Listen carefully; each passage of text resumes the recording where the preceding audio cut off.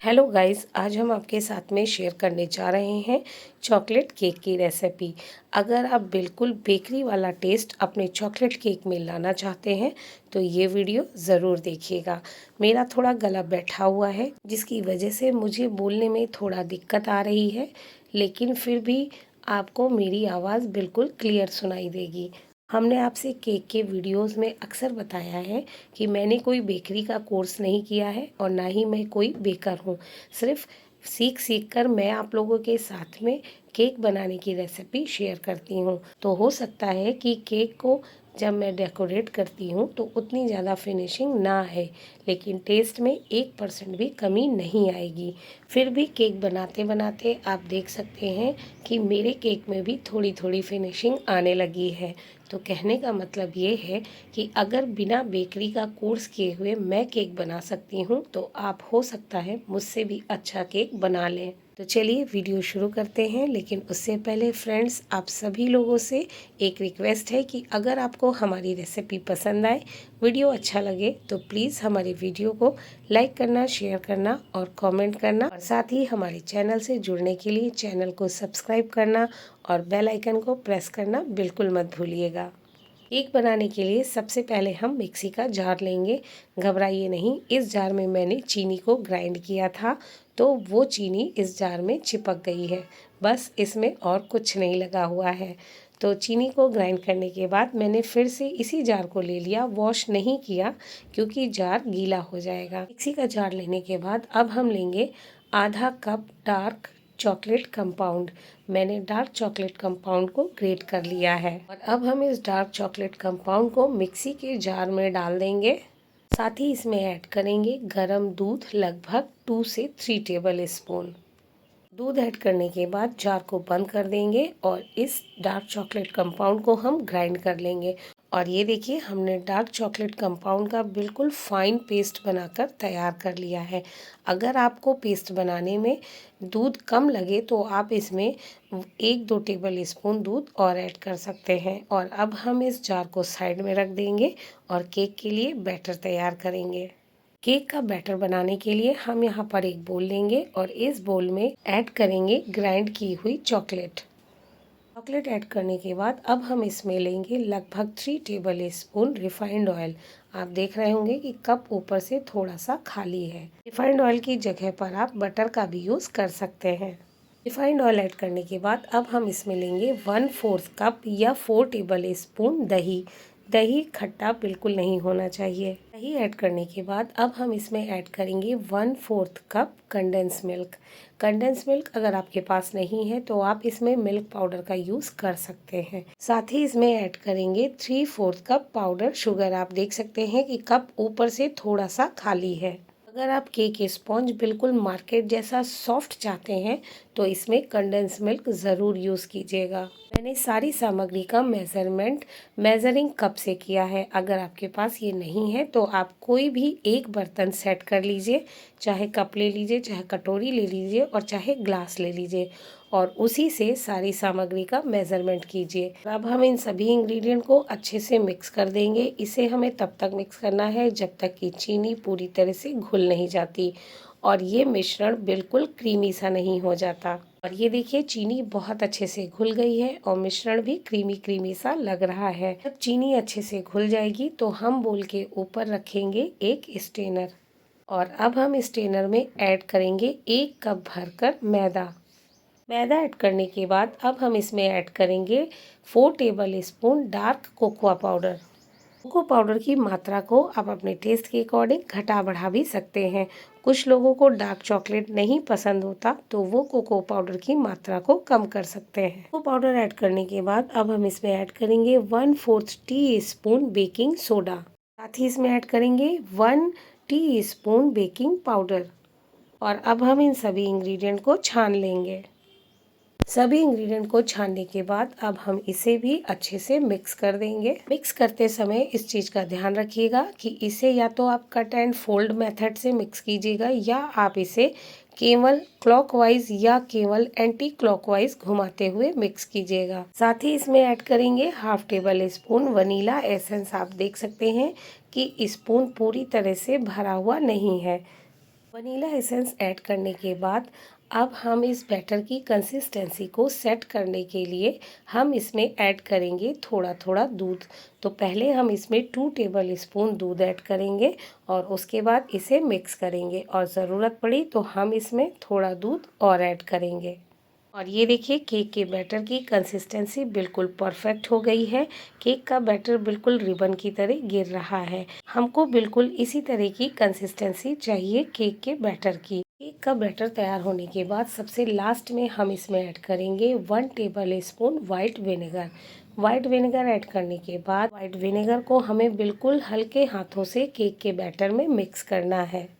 Cake का batter बनाते समय हमें ओवर मिक्सिंग बिल्कुल भी नहीं करना है। केक का बैटर तैयार करने के बाद अब हम एक केक टिन लेंगे जिसे मैंने पहले से ही तैयार कर लिया है। मैंने इसमें कुछ नहीं किया है, सिर्फ नॉर्मल पेपर लिया है, उसे ऑयल से ग्रीस करके केक टिन के सेंटर में और उसकी दीवारों पर लगा दिया है। और अब हम इस केक टिन में ये केक का सारा बैटर ट्रांसफ़र कर देंगे। केक के बैटर को केक टिन में ट्रांसफ़र करने के बाद अब हम केक टिन को 2 से 3 बार अच्छे से टैप करेंगे और टैप करने के बाद इसे प्री हीटेड ओवन में या माइक्रोवेव में रख देंगे।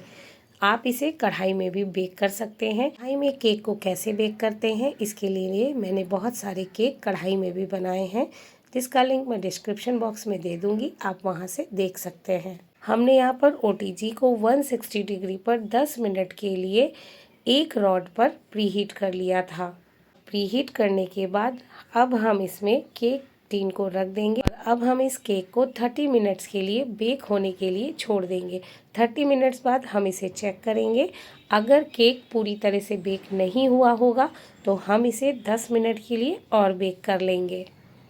और ये देखिए केक बहुत अच्छे से बेक हो चुका है। आप देख सकते हैं कि केक स्पॉन्ज देखने में कितना सुंदर दिख रहा है। और अब हम इसे चेक करेंगे। तो चेक करने के लिए एक टूथपिक को हम केक के सेंटर में डालेंगे। अगर टूथपिक पर केक नहीं चिपक रहा है तो आप समझ लीजिए कि केक बहुत अच्छे से बेक हो चुका है। मैंने यहाँ पर पहले 30 मिनट्स बाद केक को चेक किया तो केक पूरी तरह से बेक नहीं हुआ था, इसलिए मैंने इसे 10 मिनट के लिए और बेक किया है। और अब हम इस चॉकलेट केक को ठंडा होने के लिए छोड़ देंगे। तो अब हम इसे किसी कॉटन के कपड़े से ढक कर रख देंगे ताकि इसकी ऊपरी लेयर जो है वो हार्ड ना हो। और ये देखिए केक बहुत अच्छे से ठंडा हो चुका है। तो चलिए अब हम इसे डीमोल्ड करते हैं। तो डीमोल्ड करने के लिए हम एक प्लेट लेंगे और उस प्लेट को उल्टा करके इस केक टिन के ऊपर रख देंगे और उसके बाद प्लेट को सीधा कर लेंगे और केक टिन को 2 से 3 बार अच्छे से टैप करेंगे। और टैप करने के बाद अब हम केक टिन को ऊपर उठा लेंगे। और ये देखिए chocolate cake sponge cake tin से कितनी आसानी से बाहर आ गया है। और अब हम केक के ऊपर लगे हुए रैपर को भी हटा देंगे।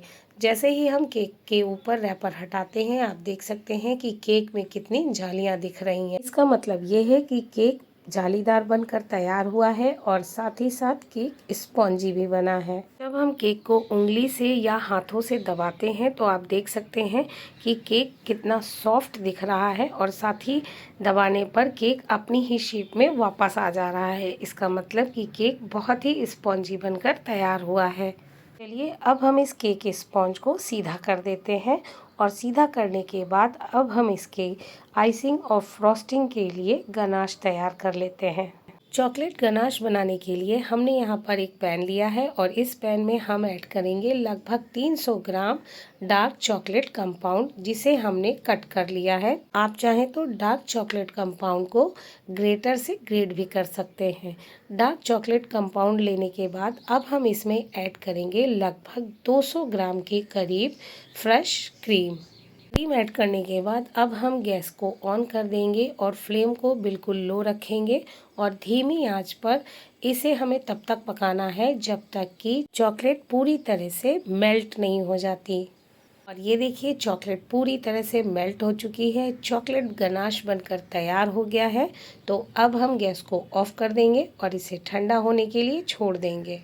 तो जब तक चॉकलेट गनाश ठंडा हो रहा है चलिए हम केक को लेयर्स में कट कर लेते हैं। हम यहाँ पर केक को 2 लेयर्स में कट करेंगे। आप चाहें तो इसे 1 लेयर में भी कट कर सकते हैं। तो सबसे पहले हम ऊपरी वाली लेयर को कट करेंगे। ऊपर की लेयर को कट करने के बाद आप देख सकते हैं कि केक अंदर से भी कितना जालीदार बनकर तैयार हुआ है। इसी तरह हम केक की दूसरी लेयर को भी कट कर लेंगे। दूसरी लेयर को कट करने के बाद अब हम इस केक को साइड में रख देंगे और एक कप में लेंगे थोड़ी सी चॉकलेट गनाश। यहाँ पर लगभग 2 से 3 टेबल स्पून चॉकलेट गनाश लिया है और इसमें ऐड करेंगे थोड़ा सा पानी। साथ ही इसमें ऐड करेंगे 2 टेबल स्पून पाउडर शुगर और इसे हम अच्छे से मिक्स कर लेंगे। अच्छे से मिक्स करने के बाद ये देखिए चॉकलेट का शुगर सिरप बनकर तैयार हो गया है और अब हम इसे साइड में रख देंगे और एक बोल में लेंगे लगभग 1 कप के करीब व्हिप क्रीम। और व्हिप क्रीम लेने के बाद अब हम इसमें ऐड करेंगे लगभग आधा कप के करीब chocolate ganache. Chocolate ganache add करने के बाद अब हम इसे हैंड बीटर की मदद से अच्छे से व्हिप कर लेंगे। इसे हमें तब तक व्हिप करना है जब तक कि इस क्रीम में एक स्टेप पीक नहीं बनने लगता। और आप देख सकते हैं क्रीम में स्टेप पीक बन गया है। बस इसी स्टेज तक हमें क्रीम को व्हिप करना है। साथ ही आप देख सकते हैं कि जो हैंड बीटर है उसमें जो क्रीम लगी है वो भी नहीं गिर रही है, यानी क्रीम को हमने बिल्कुल परफेक्ट बीट किया है। तो अब हम लेंगे एक टर्न टेबल और उस पर लगाएंगे थोड़ी सी क्रीम। अगर आपके पास टर्न टेबल नहीं है तो आप कोई कटोरी ले लीजिए और उस पर एक प्लेट उल्टा करके रख दीजिए और आपकी टर्न टेबल तैयार हो जाएगी। टर्न टेबल पर क्रीम लगाने के बाद अब हम इसके ऊपर रखेंगे सबसे नीचे वाली केक की लेयर को। क्योंकि ये लेयर नीचे से बिल्कुल बराबर होती है, हमें पहली लेयर वही रखनी है जो नीचे से बिल्कुल बराबर हो, ताकि केक हमारा अच्छे से सेट हो सके। अब हम इस केक की लेयर को सबसे पहले मॉइस्ट करेंगे चॉकलेट शुगर सिरप से। मॉइस्ट हमें बहुत अच्छे से करना है। जितना अच्छे से हम केक को मॉइस्ट करेंगे केक उतना ही ज़्यादा सॉफ्ट बनेगा। केक की पहली लेयर को अच्छे से मॉइस्ट करने के बाद अब हम इस पर लगाएंगे क्रीम। तो क्रीम लगाने के लिए मैंने एक दूध का पैकेट लिया है जिसमें मैंने थोड़ी सी क्रीम भर ली है और उसके बाद पैकेट के कॉर्नर को कट करके हम इस पर क्रीम लगाएंगे। अगर आप इस तरीके से क्रीम लगाएंगे तो आप क्रीम बहुत आसानी से लगा लेंगे। साथ ही क्रीम बराबर मात्रा में लगेगी। अगर आपके पास पाइपिंग बैग है तो आप उसमें क्रीम को भरकर क्रीम लगा सकते हैं। क्रीम लगाने के बाद अब हम इसके ऊपर रखेंगे केक की सबसे पहली लेयर। क्योंकि केक की पहली लेयर या तो अधिक फूल जाती है या थोड़ा बहुत बैठ जाती है तो ऊपर से बराबर नहीं होती, इसीलिए हम इस लेयर को सेंटर में रखेंगे। और रखने के बाद इसे भी हम अच्छे से चॉकलेट शुगर सिरप से मॉइस्ट कर लेंगे। मॉइस्ट करने के बाद हम इस लेयर के ऊपर भी क्रीम लगाएंगे। क्रीम लगाने के बाद अब हम इसके ऊपर रखेंगे जो हमने केक की सेकंड लेयर कट की थी। और सेकंड लेयर कट करने के बाद इसे भी हम अच्छे से चॉकलेट शुगर सिरप से मॉइस्ट कर लेंगे। और मॉइस्ट करने के बाद हम इसके ऊपर भी क्रीम लगाएंगे। केक की तीनों लेयर को अच्छे से सेट करने के बाद अब हम इस केक की साइड पर भी क्रीम लगाएंगे। इस केक को पूरी तरह से क्रीम से कवर कर देंगे। क्रीम को अच्छे से केक पर लगाने के बाद अब हम एक पैलेट नाइफ से इस क्रीम को पूरे केक पर अच्छे से फैला देंगे। अगर आपके पास ये पैलेट नाइफ नहीं है तो आप कोई चाकू भी ले सकते हैं और उसकी मदद से भी क्रीम को पूरे केक पर अच्छे से फैला दीजिए। क्रीम से केक को अच्छे से कवर करने के बाद अब हम इस क्रीम को बिल्कुल स्मूथ करेंगे। तो इसके लिए हम पैलेट नाइफ को एक गर्म पानी में डीप कर लेंगे और गर्म पानी में डीप करने के बाद हम इस क्रीम को अच्छे से स्मूथ करेंगे। गर्म पानी में पैलेट नाइफ को डीप करने के बाद क्रीम बहुत आसानी से केक के ऊपर लग जाती है। केक के ऊपर क्रीम अच्छे से लगाने के बाद अब हम एक स्क्रैपर लेंगे और इसकी मदद से केक की साइड की दीवारों पर क्रीम को अच्छे से बराबर फैला देंगे। अगर आप केक की दीवार पर डिज़ाइन बनाना चाहते हैं तो इसके लिए आप जिग जैग वाला स्क्रैपर ले सकते हैं और इसकी मदद से आप केक की दीवारों पर डिज़ाइन बना सकते हैं बहुत ही आसानी से। केक की दीवारों पर हल्की सी डिज़ाइन देने के बाद अब आप चाहें तो इसे फ्रिज में रख सकते हैं 10 से 15 मिनट के लिए, ताकि इसके ऊपर लगाई हुई क्रीम सेट हो जाए। क्रीम जब अच्छे से सेट हो जाएगी तो आप इसके ऊपर चॉकलेट गनाश को बहुत आसानी से लगा सकते हैं। क्योंकि मुझे वीडियो शूट करना है और समय भी नहीं है, तो हम इसे फ्रिज में नहीं रख रहे हैं सेट होने के लिए। हम डायरेक्ट इसके ऊपर चॉकलेट गनाश लगाएंगे। और अब हम केक को साइड में रख देंगे और आपको दिखा देते हैं कि थोड़ा सा चॉकलेट गनाश मेरे पास बच गया है, क्योंकि मैंने पूरा चॉकलेट गनाश क्रीम में नहीं ऐड किया था। और हमने इसमें लगभग 2 टेबल स्पून दूध ऐड कर दिया है, ताकि ये थोड़ा सा पतला हो जाए, यानी पोरिंग कंसिस्टेंसी का हो जाए, ताकि जब हम इसे केक पर लगाएं तो हमें दिक्कत ना आए। अब हमने चॉकलेट गनाश को पाइपिंग बैग में भर लिया है, और भरने के बाद अब हम केक के ऊपरी हिस्से को चॉकलेट गनाश से फिल कर देंगे। और ये देखिए, हमने ऊपरी हिस्से पर चॉकलेट गनाश अच्छे से लगा दिया है, और चॉकलेट गनाश की ड्रेपिंग भी आप देख सकते हैं कितनी सुंदर आई है। साथ ही केक को डेकोरेट करने के लिए हमने यहाँ पर चॉकलेट बिस्किट लिए हैं, जिसे मैंने पीस से कट कर लिया है, और उसके बाद इन बिस्किट्स को भी केक के ऊपर लगा दिया है। बिस्किट लगाने के बाद अब हमने जो बची हुई क्रीम है उसमें बचा हुआ चॉकलेट गनाश अच्छे से मिक्स कर दिया, और उस क्रीम को पाइपिंग बैग में भर लिया। और नोज़ल की मदद से मैंने यहाँ पर केक के चारों तरफ छोटे छोटे फ्लावर्स बना दिए, जिससे कि केक देखने में और भी सुंदर लगने लगा। फ्लावर्स बनाने के बाद आप देख सकते हैं केक बिल्कुल बेकरी जैसा दिख रहा है। और अब हम इस केक को एक प्लेट में ट्रांसफ़र कर लेंगे। क्योंकि मेरे पास केक बोर्ड नहीं है, तो मैंने प्लेट के ही चारों तरफ बची हुई थोड़ी सी क्रीम लगा करके केक को और भी ज़्यादा खूबसूरत बना दिया है। क्योंकि प्लेट का किनारा थोड़ा सा उठा हुआ है, इसलिए क्रीम उतनी फिनिशिंग से नहीं लग पाई है। मुझे केक का टॉप थोड़ा सा खाली खाली लग रहा था, तो हमने इसके ऊपर थोड़े से चोको चिप्स डाल दिए हैं, जिससे कि केक और भी सुंदर दिखने लगा है। और फाइनली चॉकलेट केक बनकर तैयार हो गया, बिल्कुल बेकरी स्टाइल में। और टेस्ट में 1% भी ये बेकरी से कम नहीं है। हम आप सभी से माफ़ी चाहते हैं कि इस केक को मैं कट करके नहीं दिखा सकती हूँ। वो इसलिए कि मेरे घर में आज किसी का बर्थडे है, इसीलिए मैं इस केक को नहीं कट कर सकती हूँ। मैंने बर्थडे के लिए ये केक बनाया, तो मैंने सोचा कि मैं इसका वीडियो भी बना लूँ। और आप यकीन मानिए, कट करने के बाद जब हमने इस केक को खाया तो ये केक सभी को बहुत पसंद आया। बेकरी से भी कहीं अच्छा और टेस्टी केक आप घर पर बहुत आसानी से बना सकते हैं। बस थोड़ा सा पेशेंस रखना होगा केक को बनाने में, और जैसे जैसे आप केक की आइसिंग और फ्रॉस्टिंग करते जाएंगे, आपके भी हाथों में फिनिशिंग आने लगेगी। आपको हमारा ये बेकरी स्टाइल चॉकलेट से भरपूर चॉकलेट केक की रेसिपी कैसी लगी, हमें कमेंट करके ज़रूर बताइएगा।